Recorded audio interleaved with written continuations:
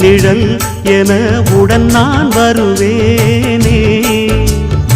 ஏழ் பிறப்பும் உயிர் துணை உனை நான் பிரியேனே.